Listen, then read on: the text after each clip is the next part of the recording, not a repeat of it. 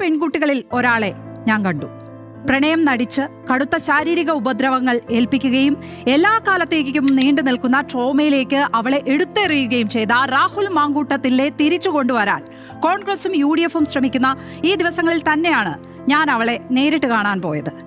കരുതിയിരുന്നതിനേക്കാൾ തകർന്ന ഒരാളെയാണ് ഞാൻ കണ്ടത്. ആവശ്യത്തിന് ഭക്ഷണം കഴിച്ചിട്ടോ ഉറങ്ങിയിട്ടോ ദിവസങ്ങളായിട്ടുണ്ട്. അവളെ കേട്ടപ്പോഴും തെളിവുകൾ കണ്ടപ്പോഴും പുറത്തു വന്നതിനേക്കാൾ എത്രയോ ഗുരുതരമായ കാര്യങ്ങളാണല്ലോ എന്ന ഞെട്ടലാണ് ഉണ്ടായത്. അശാസ്ത്രീയ ഗർഭഛിദ്രവും തുടർ ആരോഗ്യ പ്രശ്നങ്ങളും അവളെ ശാരീരികമായും ഇപ്പോൾ വല്ലാതെ തകർത്തിട്ടുണ്ട്.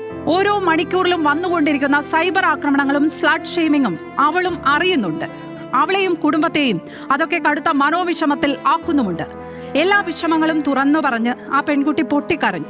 ഏറ്റവും ഞെട്ടലുണ്ടാക്കിയ കാര്യം ഇത്രയ്ക്ക് ക്രൂരമായി ഉപദ്രവിച്ചവരെ മാനേജ് ചെയ്യുവാൻ രാഹുൽ മാങ്കൂട്ടത്തിന് കൃത്യമായി ഇപ്പോഴും കഴിയുന്നുണ്ട് എന്നുള്ളതാണ്. അവരെയൊക്കെ അയാൾ ഫോണിൽ വിളിക്കുന്നുണ്ട്, മാനിപ്പുലേറ്റ് ചെയ്യാൻ ശ്രമിക്കുന്നുണ്ട്.